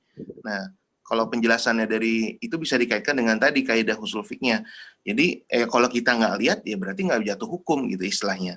Mungkin gitu, San, mungkin butuh penjelasan juga dari Ustadz terkait case tersebut gitu. Kemudian yang kedua nih mungkin di luar konteks ini, Ustadz, mungkin bisa bantu mencerahkan lagi terkait dengan tata cara sholat gaib, Ustadz. Karena ini kan saat ini banyak ulama-ulama kita yang meninggal dunia, mungkin juga banyak beberapa yang melaksanakan sholat gaib di masjid-masjid atau secara fardu sendiri ya. Maaf, maksudnya fardu ain. Fardu ain istilahnya. Bukan secara sendiri ya. Jadi mungkin apakah itu dilakukannya setelah dimandikan atau apa, mungkin beberapa referensi Ustadz bisa sampaikan. Mungkin itu saja Ustadz Ahmad Sarwat. Mohon maaf kalau ada kata-kata yang kurang berkenan. Terima kasih atas ilmu dan manfaat yang telah disampaikan. Itu saja. Terima kasih juga kepada pengurus Pejuang Subuh, luar biasa. Assalamualaikum warahmatullahi wabarakatuh. Waalaikumsalam warahmatullahi wabarakatuh. Iya, jadi Pak Mukhlas ya, begini Pak. Pertama, apakah hukum Islam bisa dimodifikasi di setiap tempat dan daerah dan sebagainya? Jawabannya ada yang bisa, ada yang tidak bisa. Ini kita ngomongnya lepas dulu dari kaidah al-hukmu yaduru ma'al illah ya, itu bab yang lain gitu. Tapi kalau pertanyaan utamanya yang saya tangkap adalah bisa nggak dimodif? Jawabannya ada yang bisa, ada yang tidak bisa. Makanya kalau kita belajar ilmu fikih jinayat, itu hukum itu dibagi jadi 2. Ada yang namanya hudud gitu ya. Hudud itu yang tidak bisa diubah, begitu ya begitu gitu ya. Dari sononya turun dari langit hukumannya memang begitu gitu kan. Tapi ada juga yang sifatnya bukan hudud ya. Jadi itu cara menghukumnya itu diserahkan kepada hakimnya. Nah, jadi ada 2 nih. Kalau yang hudud tadi misalnya ya, kalau orang berzina maka hukumannya rajam, gitu ya. Tapi kalau dia berzinanya belum pernah menikah sebelumnya, maka hukumannya cambuk 100 kali. Nah, merajam, mencambuk itu hudud. Bukan yang satunya, yang satunya namanya takzir. Bukan takzir, tapi hudud. Emang udah dari sononya begitu. Jangankan kita hakim dan para qadhi, Rasulullah pun juga nggak berani ngotak-ngatik yang hudud itu. Gitu ya. Tapi asal tahu aja bahwa hukum Islam itu tidak semuanya hudud. Tidak. Sebagian besarnya malah itu namanya takzir. Contoh nih ya. Ngambil barang milik orang lain. Itu ternyata ngambil hak orang lain tuh kalau kita pretelin jenis modusnya itu bukan cuma pencurian. Tapi juga ada yang namanya ghasab, ada yang namanya ikhtilas, gitu ya, nyopet, ada yang rampok, ada yang ngejajah, ada yang macam-macam, itu jenisnya banyak. Tapi sariqah, gitu ya, pencurian, itu cuma satu bagian kecil dari yang namanya ngambil orang lain. Sariqah itu namanya mencuri. Nah, kalau kasusnya bukan sariqah, maka hukumnya bukan hudud. Karena yang hudud, yang potong tangan, itu cuma sariqah. Bunyi ayatnya kan, as-sariqu was-sariqatu faqta'u aydiyahuma. Ya kan, pencuri laki, pencuri perempuan, potonglah tangan mereka. Begitu kan. Nah, kasusnya itu kasus sariqah. Sariqah itu artinya pencurian. Nah, mengambil harta orang lain, modusnya itu ada puluhan. Ya, modus itu maksudnya tekniknya gitu kan. Tekniknya ada puluhan. Yang kena hukum potong tangan cuman yang sariqah. Yang maksudnya kena hukum secara hudud gitu. Sisanya itu tidak ada hududnya, tapi itu ditangani secara apa? Nah, secara takzir, namanya takzir. Takzir itu yang tadi antum tanya, bisa nggak dimodif? Bisa. Ya, contohnya nih, contoh yang sederhana. Kan kalau sariqah itu syaratnya susah, ya, syaratnya susah. Barangnya harus tertentu. Nilainya itu harus ada, istilahnya pakai istilah kayak zakat juga, ada apa namanya, ada jumlah minimal gitu, ada apa sih kalau zakat itu namanya nisab gitu kan. Nah, ada nisabnya. Kemudian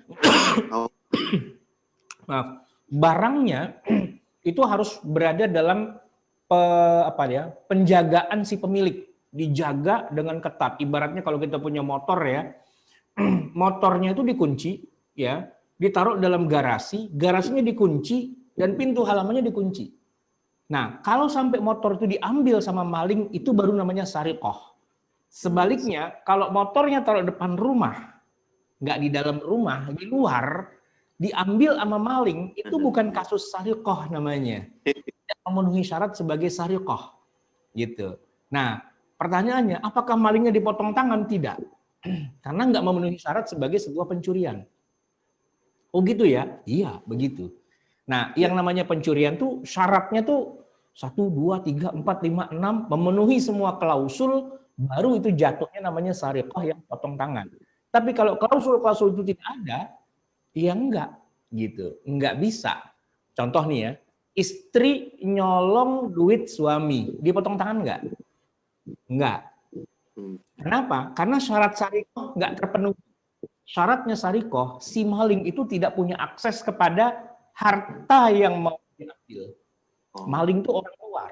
Nah, gitu kan, hartanya punya orang lain di dalam rumah dalam penjagaan. Dijebol sama dia, dibawa kabur, itu namanya maling, sariqah.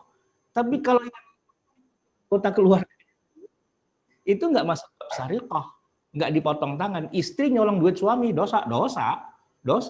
Tapi nggak dipotong tangannya. Gitu. Nah, ini yang harus kita ketahui secara lebih rincinya.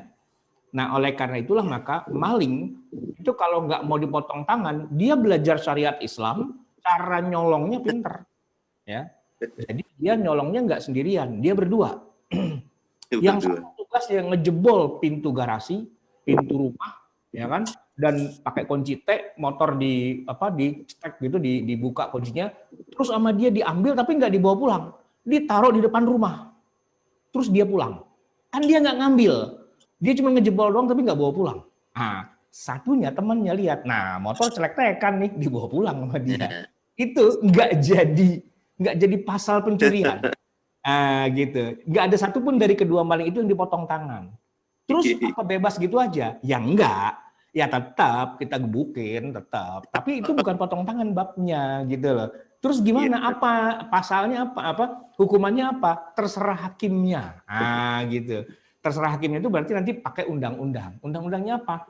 Ya, kalau itu sih pencurian tuh apa ya? Kalau di kita tuh pakai KUHP itu apalah gitu di penjara sekian tahun, apa di kerja paksa atau apa, tergantung negaranya gitu kan. Di beberapa negara kan maling-maling itu, bukan maling, penghuni penjara itu kan dipekerjakan, dikaryakan, suruh kerja di pertambangan batu bara lah, suruh ngejahit lah, suruh apa gitu kan, jadi kayak industri gitu kan. Kalau di kita kan enggak.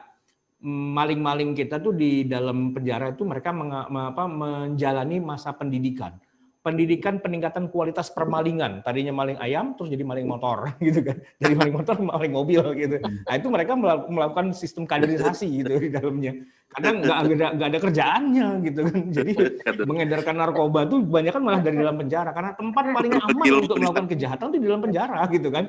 Jadi kalau sampai masuk penjara di Indonesia itu, wah itu raf'ul mustawa, meningkatkan potensi gitu. Nah, itu kacaunya di Indonesia kayak gitu kan. Nah, di beberapa negara di penjara itu mereka dimasyarakatkan, dikasih pelatihan apa segala macam gitulah ya. Nah, jadi gini, pertanyaan tadi menarik sekali ya. Apa bisa dimodif? Bisa, dan hampir semuanya dimodif. Kecuali yang masuk kasus hudud yang syarat permalingannya memenuhi syarat A, B, C, D, E termasuk semua, baru potong tangan. Di luar dari itu nggak potong tangan gitu loh. Zina gitu juga, ya, orang berzina, terus syaratnya ya kan harus ada saksi. Ada nggak saksinya? Nggak ada. Tapi dia meresahkan masyarakat, tiap hari kumpul kebo, tiap hari ada pelanggan laki-laki hidung belang gitu kan di rumahnya dan sebagainya. Itu bisa dihukum nggak? Bisa. Kenapa enggak? Cuman hukumannya apa? Apa dirajam, dicambuk? Ya enggak. Karena pasalnya enggak masuk pasal hudud. Pasalnya ya dibikin pakai undang-undang, meresahkan masyarakat, undang-undang ITE, apa segala macam. Itu hukum Islam juga sebenarnya. Tapi bukan hukum Islam yang tadi. Bukan yang turun dari langit gitu loh. Ya kan? Karena yang turun dari langit itu terbatas. Saya boleh nyebut pasal itu misalnya ada 1000 pasal. Itu yang turun dari langit cuma 5. Gitu. Yang 995 itu bikinan manusia. Tapi resmi sebagai undang-undang. Nah, itu hukum Islam juga, gitu loh. Ya kan? Nah, itu disebut dengan istilahnya takzir. Takzir itu bagian dari hukum Islam di mana Allah Subhanahu wa taala memberikan privilege kepada qadhi, ya, kepada hakim, terserah ente mau menghukum apa. Gitu loh. Itu mungkin seperti yang tadi kisah Rasul itu ya, Ustaz ya. Yang ketika Nabi menunda-nunda itu mungkin bagian dari takzir, Ustaz ya. Enggak, yang ketika, kalau itu Nabi mencari biar hududnya belum terpenuhi dulu. Hududnya belum terpenuhi. Kan hudud itu kan Nabi bilang, idra'ul hududa bisyubuhat, ya. Cegah jatuhnya pasal hudud dengan cari subuhatnya. Biar ini enggak kena jatuh pasal hudud. Ini bisa dijerat dengan pasal apa gitu kan? Hindari pasal hudud itu dulu, biar nggak kena hudud. Apa itu cari pasal yang lain? Kalau udah nggak kena juga, cuman itu doang ya, barulah hudud dijalankan. Jadi hudud itu terakhir, gitu. Jadi misalnya ada orang berzina, kan bisa diancam dengan pasal berlapis, pasal A, B, C, D, wah banyak gitu kan. Salah satunya pasal hudud rajam. Nah, kata Nabi, cari dulu pasal yang lain yang sekiranya nggak jatuhnya hudud. Idra'ul hududa bisyubuhat. Jadi ini unik sebenarnya, banyak orang bilang hukum Islam tegakkan, tapi Nabi justru berkata sebaliknya. Idra'ul hudud bisyubuhat. Iya, hindari penjelasan hukum hudud. Iya. Hindari hukum hudud dengan adanya syubuhat, sehingga kalau kita hukum, hukuman paling ringan, bukan hukuman paling beratnya gitu. Tapi nggak harus jadi hukum takzir itu tidak harus selalu jadi yang paling ringan, bisa juga dia lebih berat daripada takzirnya dari hukum hududnya sendiri. Koruptor misalnya. Koruptor itu tidak ada ayatnya, ayat koruptor itu nggak ada. Karena korupsi itu tidak sama dengan mencuri, beda. Karena yang korupsi adalah orang yang pejabat yang punya wewenang menggunakan dana itu kan, APBN apa kan dia pejabat, memang dia berwenang. DPR itu kan berwenang, tapi justru pejabat dan DPR-nya kong kali kong. Masuklah pasal korupsi. Nah, korupsi itu tidak ada hukuman secara hudud di dalam syariat Islam, nggak ada. Yang ada pencurian, dan mereka nggak masuk pasal pencuri.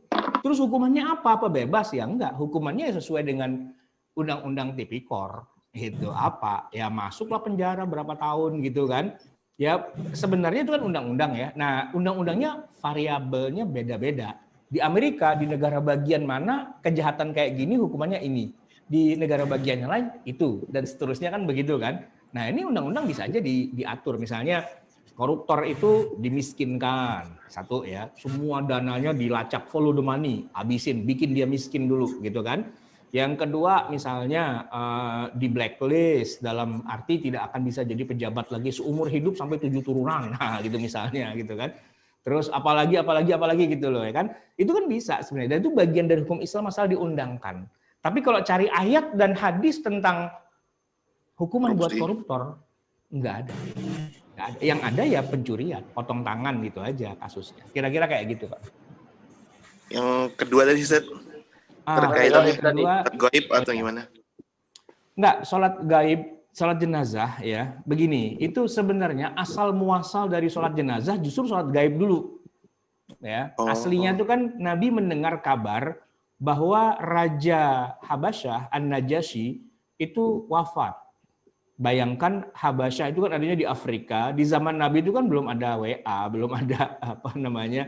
Jadi kabar menyebarnya itu sebulan gitu, sebulan kemudian Nabi baru dengar, oh meninggal gitu kan. Nah, kemudian Nabi menyolatkan jenazahnya gaiban, secara gaib gitu. Nah, dari situlah kemudian hadis tentang bagaimana tata cara sholat jenazah yang tidak gaib itu di situ sebenarnya. Gimana?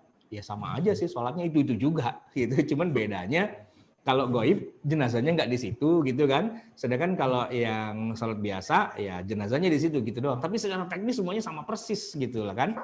Nah sehingga kalau dibilang sama persis ya, misalnya menyolatkan jenazah itu kan pertanyaannya gini, kalau belum dimandikan gimana? Nah ini dia penting nih ya kan.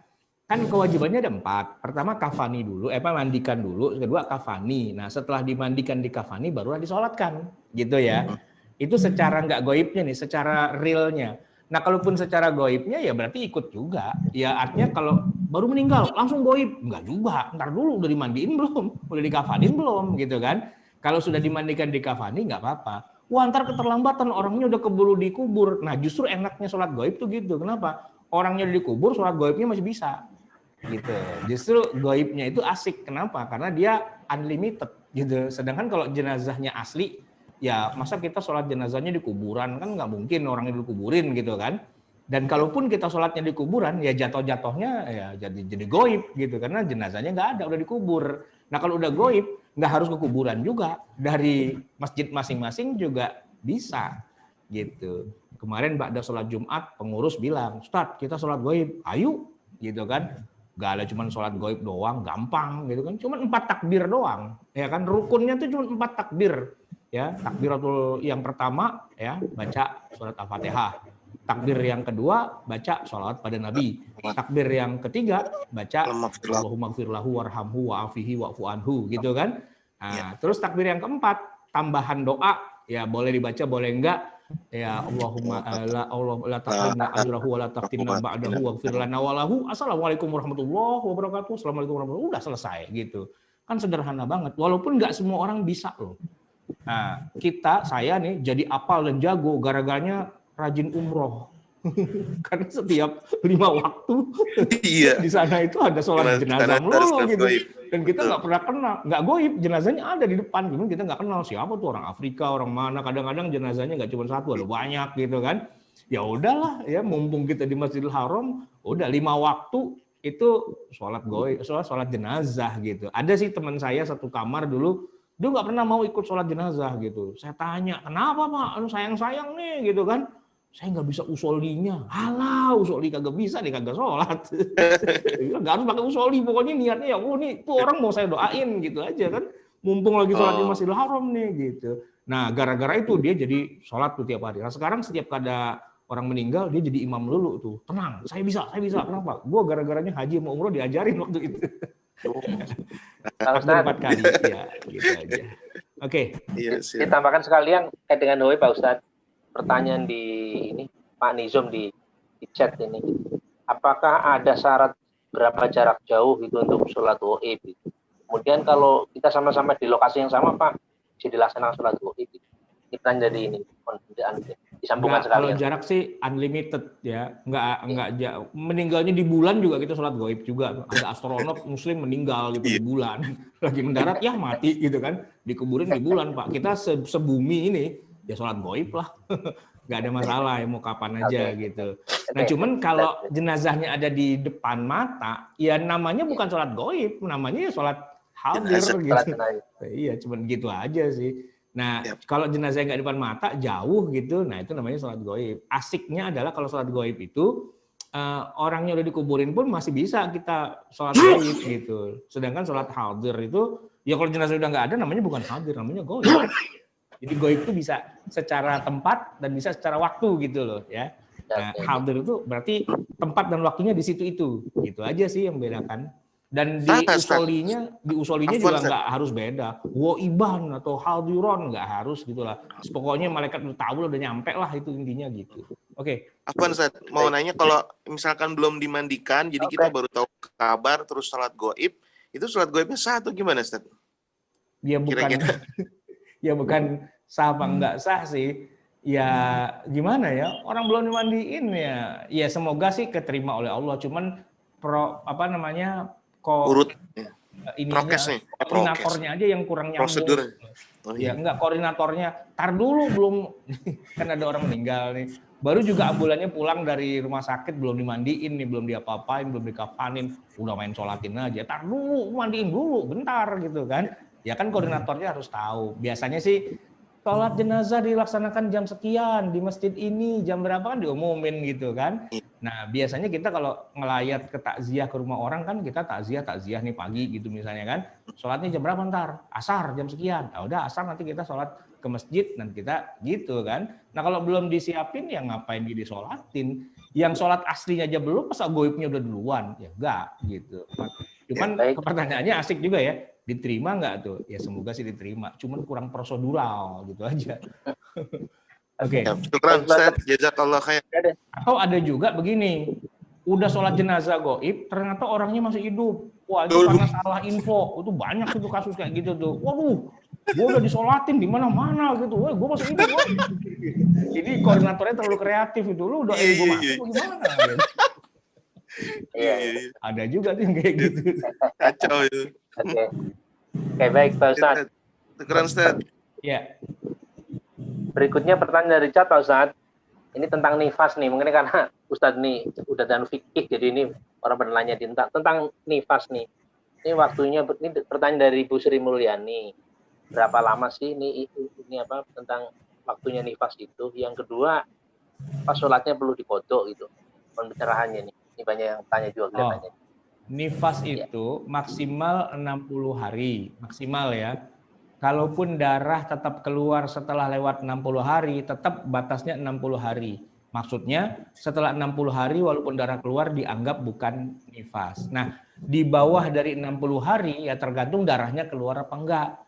Kalau baru 3 hari darah berhenti, ya udah berarti nifasnya 3 hari. Jadi nifas itu sepanjang darah keluar. Ketika darah udah nggak keluar, udah berhenti, ya berarti nifasnya udah selesai. Cuman dia dikasih plafon paling tingginya adalah 60. Lebih dari 60 keluar darah, nggak nifas, gitu kan? Bukan nifas, gitu. Nah, selama seorang perempuan itu mengalami nifas, kewajiban sholatnya gugur. Berarti nggak perlu dikodok, nggak perlu, gitu kan? Nah, yang tidak gugur adalah kewajiban puasa Ramadan. Puasa Ramadan nifas, gitu ya. Ya udah, berarti nanti setelah selesai Lebaran, kalau udah selesai nifasnya dan sebagainya, silahkan mau diborong sekaligus bisa sebulan, bisa dicicil, bisa juga, terserah. Pokoknya kalau puasa tetap wajib, tapi kalau sholat gugur kewajibannya buat orang yang nifas, dan itu juga berlaku juga buat yang haid. Baik. Terima kasih. Kita kembali ke pertanyaan langsung. Bu Yuli masih bisa mau bertanya, masih Bu Yuli masih. Ya, boleh kalau diizinkan, Ustadz saya mau bertanya. Tadi kebetulan Ustadz sudah singgung juga sedikit tentang korupsi tadi ya Ustadz ya. Kalau misalkan begini Ustadz, ada seorang koruptor, kan dia menyesal, bertaubat, katakanlah tidak ngulang lagi, berkeinginan kuat begitulah, dan ingin mengembalikan uang tadi ya Ustadz, misalkan loh Ustadz ya. katakanlah dia ingin mengembalikan. Kalau mengembalikan kemana? Satu, itu pertanyaan. Terus yang kedua, selain itu kan dia dihukum juga ya di pengadilan. Dia kena denda uang dan juga masuk penjara. Nah, apakah dengan hukum Islam, dengan agama katakanlah dari segi fikih itu, kalau misalkan uang yang dikembalikan itu lebih kecil daripada yang dia korupsi, katakanlah gitu ya Ustadz ya, kan dia udah menghitung diri katakanlah gitu, oh segini, terus ternyata kurang. Terus gimana supaya dia tidak berdampak dosa, mendapatkan dosa itu di akhirat, karena dia merasa lebih berat kan di akhirat gitu Ustadz ya. Jadi bagaimana Ustadz penyelesaiannya? Terima kasih. Baik. Koruptor itu tidak ada hukum hududnya. Berarti hukumnya dikembalikan kepada hukum yang berlaku, hukum positif di setiap wilayah, di setiap negeri gitu ya, di setiap negeri, setiap wilayah. Nah, hukumannya bisa dia dipenjara secara fisik atau dia disuruh mengganti. Ya kalau dia disuruh mengganti ya berapa nilai yang suruh gantinya ya dia bayar. Artinya kalau dia sudah bayar ya sudah. Tuntutan atas pengembalian harta itu sudah selesai gitu kan, karena kan nggak mungkin dia korupsi 1 miliar disuruh gantinya cuma 100 juta, itu kan nggak mungkin. Ya sesuai dengan yang dia korupsi kan, yang dia ambil ya segitulah pasti hukumannya. Nah jadi dia malah dapat hukuman 2 itu, secara fisik dia dihukum masuk penjara dan secara uang dia harus mengembalikan. Nah kalau sudah dia jalani semua jenis hukuman itu ya berarti sudah haknya manusia sudah dia bayarkan, yaitu hukum mengembalikan hartanya sudah dia lakukan. Tinggal masalahnya kepada Allah. Dia harus bertobat. Ya bertobat itu syaratnya 3 ya. Pertama berhenti, nggak korupsi lagi. Yang kedua ada rasa sesal. Yang ketiga ada kekuatan yang sangat dahsyat di dalam dirinya untuk memerangi perbuatan itu setelah dia sudah menyesal itu. Jadi 3 poin itu kan. Dan itu bisa menjadi indikator orang itu tobat apa enggak, itu kelihatan. Kalau habis gitu terus dia korupsi lagi kan berarti tobatnya nggak diterima gitu. Intinya begitu. Jadi ya koruptor itu memang tidak dipotong tangan. Kenapa? Karena memang pasalnya atau modusnya itu bukan sariqah gitu kan. Nah, yang kedua, koruptor itu ketika dia sudah dihukum secara hukum negara gitu ya, ya kewajibannya dia kepada negara kan udah selesai. Kan yang dia curi uang negara, bukan uang pribadi. Nah, uang negara kan, korupsi itu kan, atau uang perusahaan gitu. Ya, jadi kalau negara menuntut untuk kembalikan dan sebagainya diproses di sidang ya, setelah dia bayar itu semua, ya tinggal dia bertobat kepada Allah. Oke. Baik Ustadz, syukron. Jazakallah. Ya, sama-sama Bu. Terima kasih. Ada yang lain mau bertanya lagi? Satu pertanyaan lagi Pak Ustadz ya? Ya. Silakan. Ada yang mau bertanya lagi? Pak Edi mungkin, atau Pak Edi mungkin. Assalamualaikum. Saya mau bertanya. Oh iya. Iya Pak. Dengan Pak siapa nih? Dengan Pak Surya.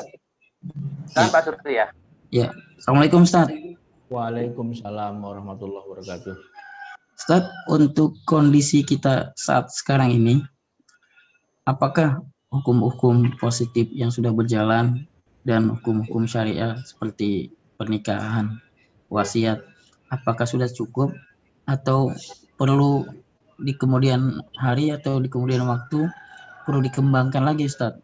Apakah cukup seperti yang sedang berjalan ini saja gitu? Baik, ini pertanyaan bagus sekali. Kalau apakah sudah cukup seperti ini, jawabannya pasti belum. Karena begitu banyak pasal yang istilahnya banyak kasus yang belum ada pasalnya. Ya, ada begitu banyak undang-undang, maksudnya rancangan undang-undang yang belum juga diteken, belum juga diresmikan oleh yang punya wewenang untuk menaikkan undang-undang, yaitu DPR. Itu PR-nya masih banyak banget. Salah satunya yang menurut saya sangat penting banget untuk segera disahkan itu misalnya undang-undang waris. Undang-undang waris. Kita kan belajar ilmu waris nih, ya panjang lebar gitu kan, tapi nggak ada undang-undangnya gitu loh. Yang ada cuman KHI doang. KHI itu bukan undang-undang. Itu Kepres atau apa gitu-gitulah ya. Kelasnya bawah banget gitulah. Nah, tapi kalau udah jadi undang-undang, wah itu cakep gitu. Nah, masalahnya adalah proses produksi undang-undang di negeri kita itu bisa dikatakan berjalannya sangat lelet, sangat lambat. Saya nggak tahu di mana masalahnya gitu kan. Dan setiap undang-undang selalu menimbulkan kontroversial. Undang-undangnya baru dibuat rancangannya, demonya udah kemana-mana. Kemarin ada omnibus law gitu-gitu ya. Nah itu karena setiap pihak itu pasti punya kepentingan gitu kan terhadap undang-undang itu. Nah saya curiganya undang-undang syariat Islam itu juga mengalami banyak hambatan karena banyak orang merasa wah ini kalau undang-undang diterapkan gue repot nih, gue rugi nih dan sebagainya gitu kan. Nah itu salah satu kemungkinannya. Yang kedua karena banyak Islamofobia. Orang Islam tapi nggak ngerti hukum Islam. Jadi kalau dia dengar kata undang-undang Islam, undang-undang syariat Islam, itu dia udah ketakutan duluan, gitu ya. Tapi jamaah sekalian, yang unik adalah di undang-undang mungkin agak masalah, tapi di peraturan daerah atau perda, nah justru banyak itu perda syariah. Unik ya. Perda syariah, tapi yang mengusung partainya bukan partai Islam. Jadi unik di Indonesia, perda syariah ya. Jadi hotel harus syariah, tidak boleh begini, harus menutup aurat, apa segala itu di Indonesia sekarang sangat-sangat marak perda syariah. Nah, perda itu ya bukan undang-undang sih ya, karena kan perda, peraturan daerah, ganti pejabat, ganti peraturan gitu lah. Nah, kebetulan pejabatnya dari kalangan aktivis dakwah gitu misalnya, bikinlah perda syariah gitu kan.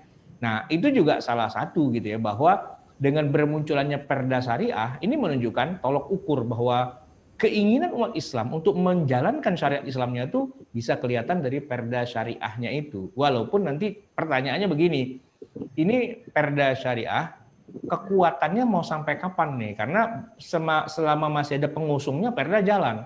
Begitu nanti pengusungnya habis perda bubar. Karena kan bukan menjadi undang-undang. Nah, yang dibutuhkan sebenarnya sekarang ini adalah begini. Umat Islam perlu belajar hukum Islam. Ilmu tentang hukum Islam sampai ke level bisa bikin undang-undang, konun. Nah, makanya ada fakultas kalau sekarang ya di mana-mana di UIN itu nama fakultasnya Fakultas Syariah dan Konun. Asy-Syari'atu wal Qanun. Istri saya tuh kuliah di Pakistan, judul fakultasnya itu adalah Syariah and Law. Jadi syariah sebagai hukum fikihnya, law itu sebagai implementasinya. Karena kalau cuma belajar syariah doang, itu berhenti di majelis taklim. Nggak bisa diimplementasikan karena ustadz-ustadz kita yang jago-jago fikih, yang jago tentang hukum apa segala macam, itu kalau suruh bikin undang-undang kagak bisa. Kenapa? Dia nggak kuliah law-nya. Nggak kuliah hukum ya. Jadi harusnya fakultas hukum dan syariah. Nah, sehingga kalau dia bikin hukum, basic syariahnya tuh dapat. Kebanyakan sarjana hukum kita itu jagonya hukum Belanda gitu. Dia nggak ngerti hukum syariah. Sehingga apa yang ada di hukum syariah fikih itu dia nggak bisa implementasikan karena dia nggak belajar fikihnya. Dia belajar hukumnya doang. Nah, kiai-kiai kita, ustadz-ustadz kita belajar syariahnya doang, nggak belajar hukum.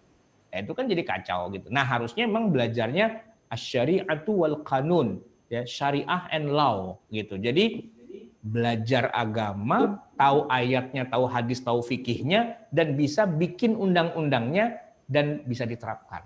Itu penting banget gitu. Harus ada itu fakultas syariah and law gitu. Baik, cukup Ustaz? Syukron Ustaz. Ya, sama-sama. Baik, Bapak Ibu sekalian, ini sudah jam 7:15. Ustaz, kita juga punya acara. Kita juga punya acara itu. Kita cukupkan. Ya, ditutup dengan doa, Pak Ustaz. Silakan. Baik, mari kita tutup dengan baca doa. Bismillahirrahmanirrahim. Alhamdulillahirabbil alamin, hamdan yuwafi ni'amahu wa yukafi'u mazidah. Rabbana lakal hamdu wa lakal syukru kama yanbaghi li jalali wajhika wa li 'azimi sultanik. Allahumma salli wa sallim wa barik ala sayyidina Muhammad wa ala ali sayyidina Muhammad. Rabbana zalamna anfusana wa illam taghfir lana wa tarhamna lanakunanna minal khasirin. Rabbana amanna bima anzalta wattaba'na ar-rasul faktubna ma'asy syahidin. Rabbana la tuzigh qulubana ba'da idh hadaitana wa hab lana min ladunka rahmah innaka antal wahhab. Rabbana atina fid dunya hasanah wa fil akhirati hasanah wa qina adzabannar. Wa sallallahu ala sayyidina Muhammadin wa ala alihi wa sahbihi wasallam. Subhana rabbika rabbil izzati amma yasifun wa salamun alal mursalin walhamdulillahi rabbil alamin. Assalamualaikum warahmatullahi wabarakatuh. Waalaikumsalam warahmatullahi wabarakatuh. Waalaikumsalam. Bapak dan Ibu yang dirahmati Allah, demikianlah kajian pada hari ini. Terima Semoga kasih, apa Pak yang telah Sarwat. disampaikan oleh guru kita bermanfaat untuk kita semua. Kepada guru kita kami ucapkan terima kasih, jazakumullah khairan katsira.